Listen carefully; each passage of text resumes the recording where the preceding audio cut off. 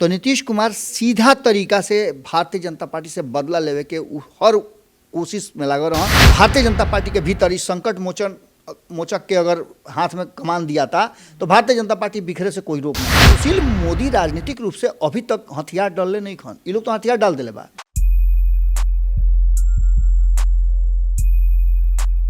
नमस्कार, प्रणाम, सब केहू के बहुत बहुत स्वागत बा आपन चैनल खूटा पर। राजनीति गलियारा में चर्चा जोना के होला ऊपर खूटा बाबा ठोकेनी और वो खूटा जोन ठोकाला वाकई में उहे होला।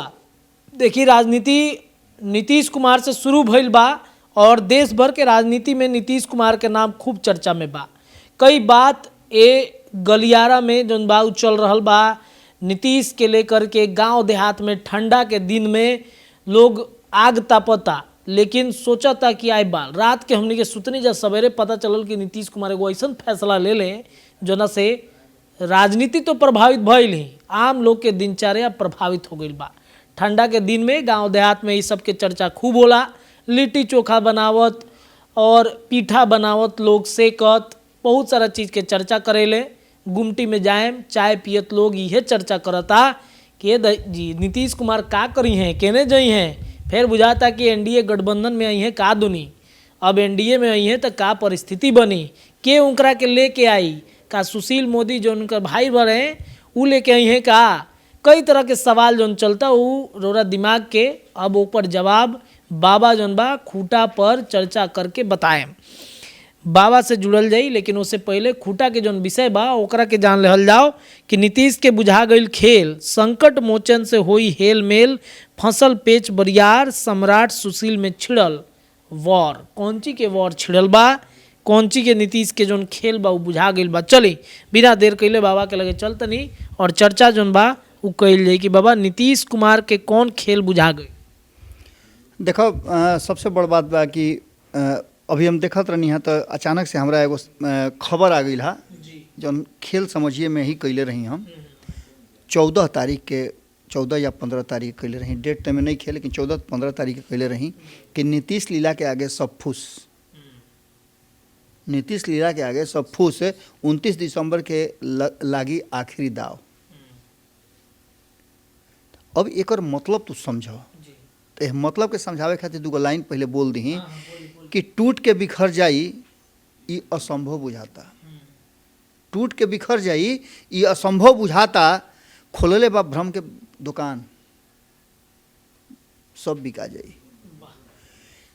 ऐसा भ्रम जाल नीतीश कुमार फैलावेले कि जना भ्रम जाल में तू अपने घिंचाइल चलीबो। और नीतीश कुमार की यह विशेषता बा। अभी तू देख ल कि इतना सब कुछ भइल, ललन सिंह हट जी हैं तो हई हो जाई, ललन सिंह हट जी हैं तो हऊ हो जाई। और ललन सिंह उनकर एक दांत के रोटी हो गई बा। सिक्का के दूगो पहलू हो गई बड़े नू।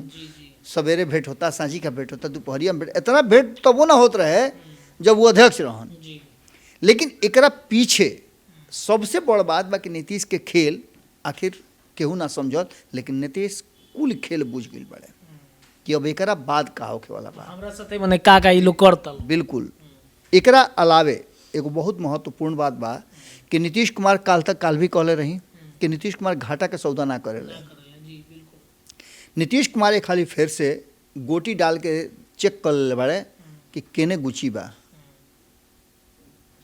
2017 में नीतीश कुमार जना घरी अली, बात पहले भी हमरा याद बा की तरह संगे बातचीत के दौरान बतल रही कि 2014 में जितना बुरी तरह से नीतीश कुमार के हार भइल ओकर बदला 2015 में लालू के साथे आकर के वो भाजपा से ले ले।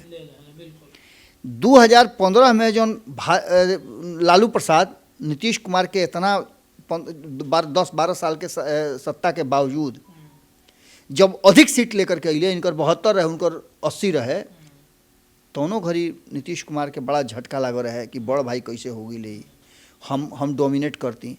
नीतीश कुमार 2019 में एको सीट ना आवे दिले लोकसभा में। नीतीश कुमार के रणनीति रहे और नीतीश कुमार बुझ गई रहन। अब जबकि भारतीय जनता पार्टी नीतीश कुमार के 2020 में जैसे कि कहल जा रहा बा कि कमजोर करे के कोशिश कैलस, जौन कि नीतीश कुमार चिचिया के कहले कि 2020 में एगो चीज़ और ललनो सिंह अब कहत रहे कि मने नीतीश कुमार एगो चैनल के इंटरव्यू दिले में कहले कि नीतीश कुमार के खातिर इतना बयान लोग दे दिलस कि नीतीश कुमार उगता के छोड़ दिले। ये सब अपना जगह पर बा। लेकिन 2020 में जैसे नीतीश कुमार कमजोर भइले, उनकर सीट घटल, ओकरा बाद नीतीश कुमार दाव देखत रहन कि भाजपा से कैसे एकर बदला लिया हो। देखो, झगड़ा लड़ाई सबके यहाँ होला, घरों परिवार में होला, तो मान मनोबल भी होला। अच्छा, कभी कभी होला का कि ईगो बहुत टकराए लागेला।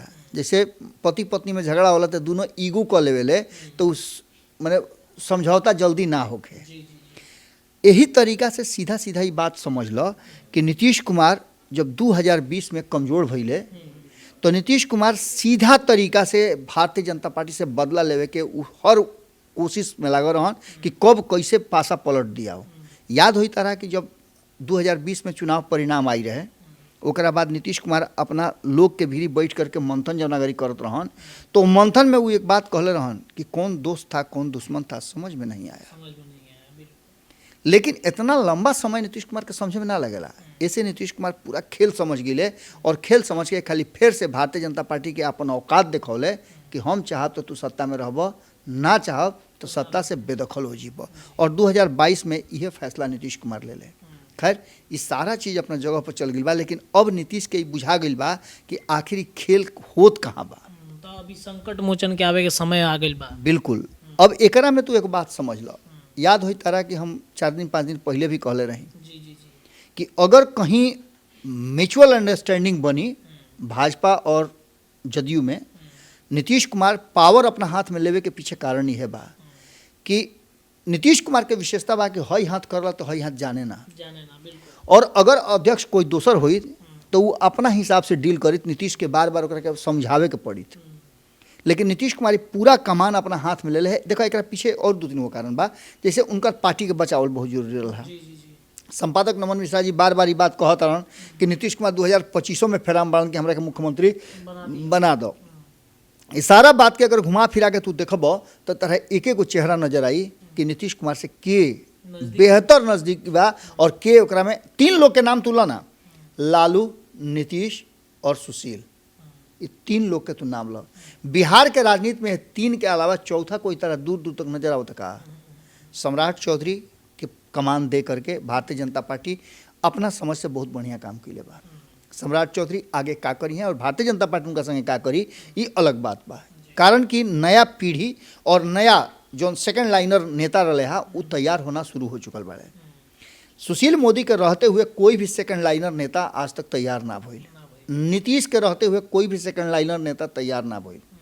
लेकिन अब जो वर्तमान परिस्थिति बनल बा, अभी तक नीतीश कुमार, लालू प्रसाद और सुशील मोदी के हाथ में ही बिहार पूरा तरह से कब्जा में बा। नीतीश कुमार के अगर मौका मिली तो कोशिश से खाली फिर से करी हैं कि सुशील मोदी के वो कुर्सी पर बैठाएं। कारण कि बार बार जब भी नीतीश कुमार भारतीय जनता पार्टी से खिसियाई बढ़े तब मनवलिया करे खातिर, मनावे खातिर सुशील मोदी आगे आयल बड़े। 2017 सबके याद हुई जना तरीका से मना उना के ले अले। एक खाली फिर से सुशील मोदी के एक्शन बढ़ गई बा। अब बिल्कुल, अब एक साथ साथ एगो पोस्टर बार भी तारा देखे के मिलल हुई। और ये बात हम आज ना 29 तारीख के दिन 29 तारीख के दिन है कहले रहे कि नीतीश कुमार अध्यक्ष बनी हैं। और नीतीश कुमार अध्यक्ष बनला के बाद जो अगर भारतीय जनता पार्टी से कोनो तरह के समझौता होता तो समझौता में सुशील मोदी समझौता करावे वाला हुई हैं। और नीतीश कुमार चाहिए कि सुशील मोदी ही बिहार के मुख्यमंत्री बनस, ऐसे कि उनका माध्यम से वो अपना हिसाब से फिर बिहार के हैंडल कर ली हैं।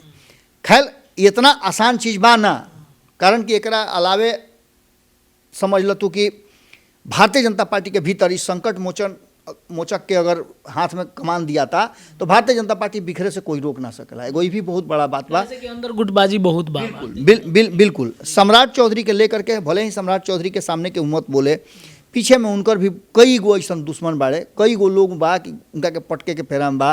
तैयारी चल रहा बा कि सम्राट चौधरी के हाथ में कमान मत आवे। बहुत तरह के बात बा, हर कोई के दोस्त दुश्मन होला। लेकिन सम्राट चौधरी और सुशील मोदी दोनों के चेहरा अब सामने आ गई बा। एकरे में एगो चेहरा और बा, नित्यानंद राय के। लेकिन अब एकरा में एक बात बहुत महत्वपूर्ण बा जो उनकी बतावल बहुत जरूरी बा। पिछला 30 साल के रिकॉर्ड निकालो, जौन बड़ा बड़ा जाति बाड़े जिनकर संख्या ज़्यादा बा। यादव सबसे पहले 15 साल लालू राबड़ी दोनों शासन कह के यादव के शासन भइल। एकरा बाद नीतीश कुमार अइले नीतीश कुमार लवकुश समीकरण से लव बन करके अइले, जी कुर्मी के शासन भइल, तो ओकरा साथे ही बात कहल गई रहे जना घड़ी सब कुछ चलत रहे, तो घड़ी त्रिवेणी संगम बनावल गई रहे। त्रिवेणी जी त्रिवेणी में अब तक के बाँचल बा तो कुशवाहा, बिल्कुल तो एकरा में सत्ता के भागीदारी हिस्सेदारी केकर होता, कुशवाहा के। निश्चित रूप से अब ई जोन नया संगठन बनल बुढ़ुए और नया तरीका से सब कुछ चल रहा बा, ओकरा में सम्राट चौधरी के नाम सबसे ऊपर बा। लेकिन एगो बात बहुत महत्वपूर्ण बा कि जौन लवकुश यात्रा निकलले बा, देखले होगा कि लवकुश यात्रा भारतीय जनता पार्टी निकल 2 दिन पहले से, वो यात्रा में कुछ तो नजर आवत रहे लेकिन लौ नजर नहीं खन आवत, लौ नहीं खन नजर आवत। तो एकर मतलब सीधे हो रहा बा कि कहीं ना कहीं उस संकट मोचन के तलाश नीतीश कुमार के बा, और संकट मोचन के साथ हेल मेल नीतीश कुमार के बढ़ गई बा, एमें कोनो दूरा नहीं है। सुशील मोदी के तो देखले होगा नीतीश कुमार पर जौन हमला करते है वो पिछला 15 दिन से वो हमला निखन करत बुझवलिया बुझावत रहे। एक साथ साथ बिहार के राजनीति आगे बढ़ रहा। पेच जौन बा बरियार सम्राट और सुशील में जौन बा उ फंस चुकल बा। पोस्टर वार के बात हम कहनी है, तो देखले होगा कि भारतीय जनता पार्टी या वीरचंद पटेल पथ में यहाँ से वहाँ तक ले चल जा तो पूरा पोस्टर से पटल बा, स्टैंड रोड पूरा पोस्टर से पटल बा। वो पोस्टर में 2 गो लोग नजर आवत हुए, सम्राट चौधरी अपना पिता के जन्मदिन मनावे खातिर, या फिर सुशील मोदी के पोस्टर लागल बुढ़ुए और संकट मोचन में लिखल बुढ़ुए। एकर मतलब का होला? एकर मतलब सीधा बा कि बिहार के राजनीति अब दूसरा तरफ शिफ्ट हो गई बुढ़ुए, और संकट में बा ओकर संकट मोचन बन के सुशील मोदी आवत। बिल्कुल एक तरफ जहाँ सुशील मोदी संकट मोचन बने खातिर तैयारी कर रहा बाड़न, एकदम तैयार बाड़न कि तू हमरा के जौन जिम्मेवारी देब वो हम देखब। हम पंचनामा में कल देखत रही, बतेबो के लो कि बहुत सारा वरिष्ठ नेता रहन, प्रेम कुमार रहन, नंदकिशोर यादव रहन, ये सारा लोग सम्राट चौधरी के सामने बहुत बौना नजर आवत रहे। एगो तो हाइट भी उनकर बड़का, हमहू बौना नजर आइल है, लेकिन उनका सामने ये लोग बहुत बौना नजर आवत हुए, और क्यों पूछे वाला नहीं खे, सम्राट चौधरी के केहू छोड़े वाला नहीं खे, और लोग के केहू छुए वाला नहीं खे। तो एकर मतलब होला कि भाजपा में बहुत सारा बदलाव तो हो गई बा, लेकिन सुशील मोदी राजनीतिक रूप से अभी तक हथियार डालले नहीं खन। ये लोग तो हथियार डाल दिले बा। प्रेम कुमारी बुझ गई बड़ा कि उम्र हो गई, 7 चुनाव जीतले, नंदकिशोर यादव के उहे हाल चल बा, लेकिन ये लड़ाई जौन बा त्रिकोणीय हो गई बा। ये लड़ाई में सुशील मोदी यानी बनिया के शासन होई कि ना होई, कुशवाहा के शासन होई कि ना होई, एकरा अलावे एगो और बात बा कि का एक खाली फिर से यादव के कुर्सी पर बैठावल जाई। संभावना अनंत बा, लेकिन तलाश नया साल में कुछ अलग हो रहा बा। और ये बात इहो देखल बतू कि लगातार जना तरीका से वार छिड़ल बुढ़ुए, ओकरा के डाइल्यूट करे के भी कोशिश हो रहा बा।